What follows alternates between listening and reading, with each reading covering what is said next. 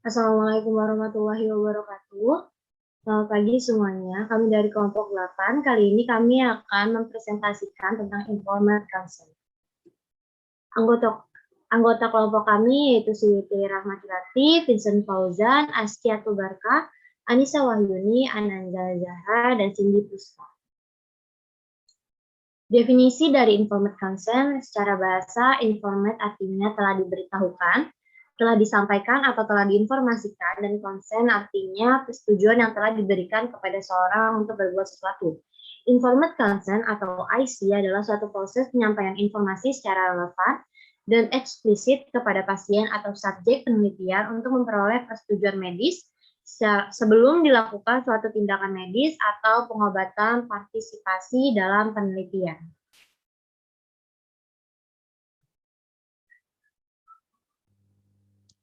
Peraturan Nomor 319 PBA tahun 1988 dan Permenkes Nomor 585 Menkes per 9 tahun 1989 tentang persetujuan tindakan medis.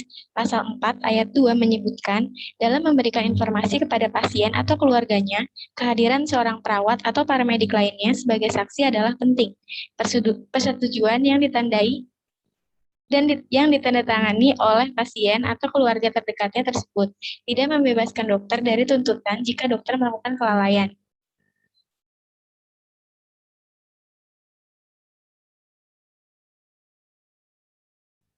Next. Informed consent atau persetujuan medik adalah persetujuan yang diberikan oleh pasien sesuai dengan pasal 1A Permenkes RI nomor 585 Menkes per 9 tahun 1989 di mana pasal 1A menyatakan bahwa persetujuan tindakan medik atau informed consent adalah persetujuan yang diberikan oleh pasien atau keluarganya atas dasar penjelasan mengenai tindakan medik yang akan dilakukan terhadap pasien tersebut.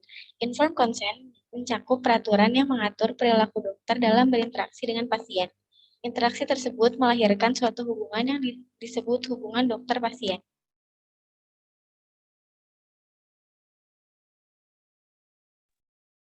Sejarah informed consent. Pada Desember 1946 sampai Agustus 1947, terjadi Nuremberg Medical Trial. Ini merupakan puncak dari hasil investigasi yang dilakukan untuk menyelidiki medical war crime. Hal inilah yang menjadi tonggak sejarah dari informed consent sebagai penghormatan kepada hak asasi manusia. Setelah itu, pada tahun 1957, Paul Gebhardt membela kasus malpraktik medis di pengadilan Amerika Serikat, dan ini menjadi awal adanya istilah informed consent.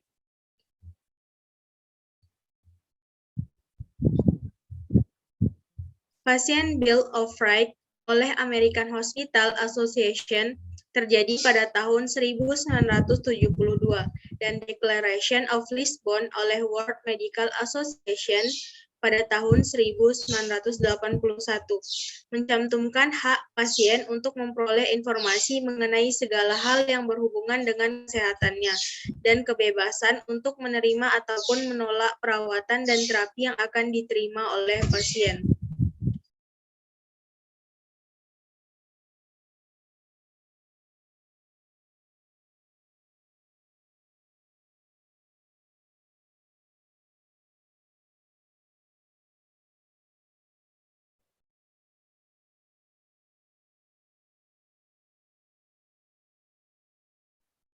Aspek hukum.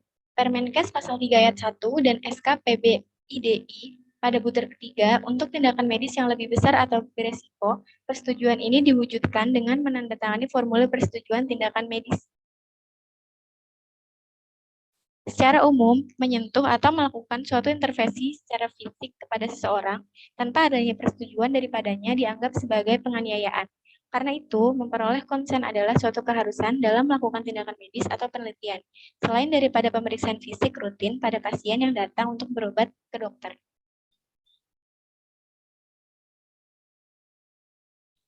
Dalam hal pemeriksaan fisik dan investigasi medis yang rutin dan umum dilakukan, tidak diperlukan adanya konsen tertulis. karena pasien yang datang ke tempat praktik dokter untuk berobat adalah suatu konsen dari pasien tersebut secara implisit.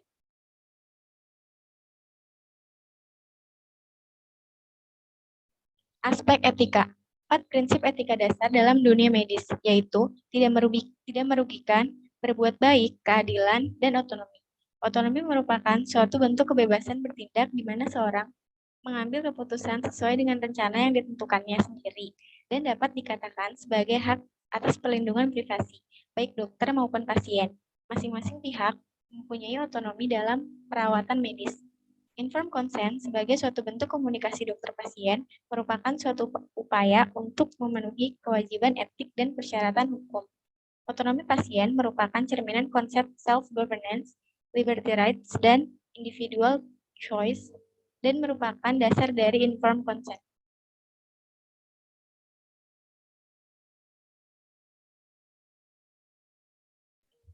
Proses informed consent. Proses dalam informed consent mencakup wewenang Anda untuk membuat keputusan, detail dari informasi yang dibutuhkan untuk membuat keputusan, pemahaman Anda terkait informasi medis, keputusan sukarela Anda untuk menjalani tindakan medis. 1. Pertemuan pasien dan petugas kesehatan. 2. Konseling dan penjabaran informasi. Ketiga, kesepakatan, hak dan kewajiban. Dan yang keempat, pelaksanaan intervensi atau kegiatan.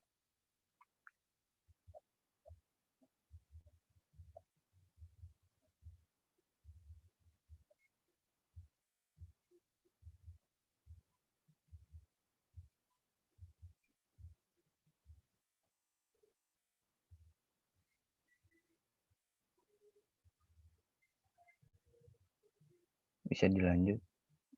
Validitas informed consent. Syarat informed consent yang valid yang pertama, disclosure atau penjelasan tentang tindakan kedokteran mencakup diagnosis dan tata cara tindakan, tujuan tindakan, alternatif tindakan lain, dan risikonya. Risiko dan komplikasi yang mungkin terjadi. Prognosis, perkiraan pembiayaan, penjelasan yang sudah diberikan, dicatat, dan didokumentasikan dalam berkas rekam medis, berupa tanggal, jam, nama, tanda tangan, pemberi penjelasan, dan penerima penjelasan. Yang kedua yaitu capacity. Apabila pasien tidak kompeten, maka persetujuan diberikan oleh keluarga terdekat dengan urutan sebagai berikut. Yang pertama, suami atau istri. Yang kedua, ayah atau ibu. Yang ketiga, anak kandung. Yang keempat, saudara kandung. Dan yang kelima, wali atau penjamin. Mereka yang menggantikan pasien dalam memberi persetujuan tentunya harus sudah mendapat penjelasan atau disclosure dari dokter. Dan yang ketiga, voluntariness. Pasien memberikan persetujuan secara sukarela, bebas, tanpa paksaan atau manipulasi, ataupun pengaruh dari luar.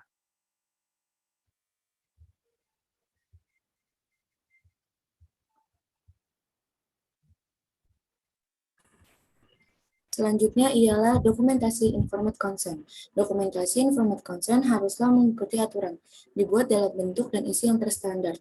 Dokumentasi persetujuan tindak medis di Indonesia mencantumkan tanggal, waktu, nama, dan tanda tangan pemberi penjelasan dan penerima penjelasan, Permenkes 2008. Dokumentasi harus mencantumkan tanggal dan ditandatangani oleh dalam tindakan medis oleh pasien, dokter, pengasuh, atau seorang saksi yang independen.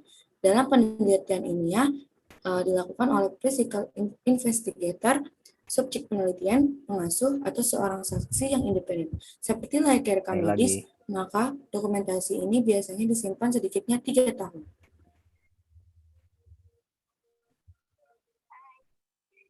Responsibilitas tenaga kesehatan. Informed consent tidak berarti bahwa tanggung jawab untuk keputusan akhir seluruhnya berada pada pihak pasien, tetapi ada campur tangan seorang dokter.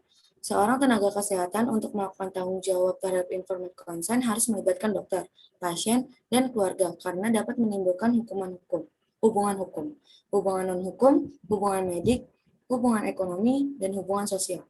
Setelah itu, sebagai tenaga kesehatan, harus dapat meninjau mana yang harus dapat dilakukan, seperti dengan melihat kondisi pasien, jangan sampai tindakan yang kita ambil menimbulkan kerugian baik bagi tenaga kesehatan ataupun bagi pasien.